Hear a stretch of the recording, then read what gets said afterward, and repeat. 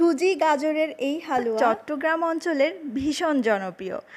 যখন আমি খেলাম আমার কাছেও খুবই দারুণ লেগেছে, আর তাই চলে এলাম আমার প্রিয় দর্শক বন্ধুদের সাথে শেয়ার করার জন্য। বানানো কিন্তু কোনো ঝামেলা নেই, খুব সহজেই বানানো যায়। প্রথমেই আমি একটা গাজর গ্রেট করে নিলাম মিডিয়াম সাইজের, আর তারপরে পানি দিয়ে ধুয়ে হাত দিয়ে অতিরিক্ত পানিটা চিপে নিব।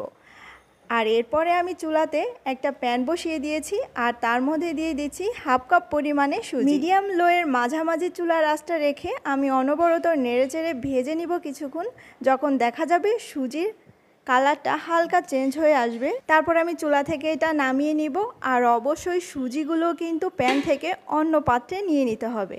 আর তারপরে আমি অন্য আরেকটি কড়াইয়ের ভিতরে নিয়ে নিচ্ছি 3 টেবিল চামচ পরিমাণে ঘি। আর তারপরে আমি এখানে কিছু আস্ত গরম মশলা দিয়ে দিচ্ছি একটা তেজপাতা, ছোট এক টুকরা দারচিনি, আর দিচ্ছি 2টা এলাচি। যখন খুব সুন্দর একটা ফ্লেভার ছড়াবে তখন আমি এর মধ্যে গ্রেট করে রাখা গাজর দিয়ে দিলাম। আর এবারে আমি নেড়েচেড়ে অল্প আছে ভেজে নিব 3 থেকে 4 মিনিটের মতো। আর তারপরে আমি তেলে রাখা সুজিও দিয়ে দিচ্ছি, আর আবারও 2 থেকে 3 মিনিটের মতো অল্প আছে নেড়েচেড়ে ভেজে নিচ্ছি। আর ততক্ষণে কিন্তু আমাদের এই গাজরগুলো সেদ্ধ হয়ে যাবে। এরপরে আমি এখানে 1 কাপ পরিমাণে পানি দিয়ে দিচ্ছি। আর চুলার আঁচটা এ পর্যায়ে অবশ্যই একদম লোতে থাকবে। আর এ পর্যায়ে অবশ্যই বেশ ভালো করে নেড়েচেড়ে মিশিয়ে নিতে হবে। আর লক্ষ্য করে দেখতে পারবেন যে খুব দ্রুত এই পানিটা অবজর্ব করে নেবে। এবং এখানে আমি হাফ কাপ পরিমাণে চিনি দিয়ে দিলাম, তবে অবশ্যই আপনাদের নিজের পছন্দ মতো চিনিটা অ্যাডজাস্ট করে নেবেন। আমি এখানে স্বাদ মতো একটুখানি লবণও দিয়ে দিলাম। আর আস্ত মশলাগুলো এভাবে হাত দিয়ে তুলে নিচ্ছি। আর আমি খুব ভালো করে নেড়েচেড়ে মিশিয়ে নিচ্ছি। খুব কম সময়ের ভিতরেই দেখতে পাবেন যে এটা প্যান থেকে এরকম গা ছাড়া হয়ে আসছে। আর এ পর্যায়ে কিন্তু আমাদের এই সুজির হালুয়া একদমই রেডি।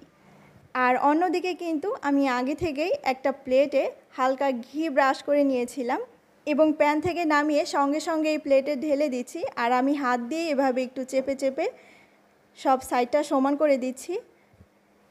এক্ষেত্রে আপনার হাত, চামচ বা স্প্যাচুলা যার যেমন সুবিধা হয় তেমনভাবেই করে দিতে পারেন।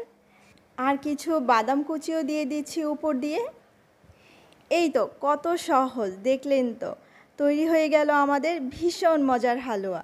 এবার এটাকে পুরোপুরি ঠান্ডা করে নিতে হবে, আর পছন্দ মতো শেপ দিয়ে কেটে নিলেই হলো। ভিতরে গাজর থাকার কারণে যদিও বরফিগুলো কেটে নেওয়ার পরে সাইডগুলো এতটা স্মুথ হবে না, তবে খেতে কিন্তু দারুণ হয়েছে। আলহামদুলিল্লাহ। সবাই অনেক ভালো থাকবেন। আসসালামু আলাইকুম।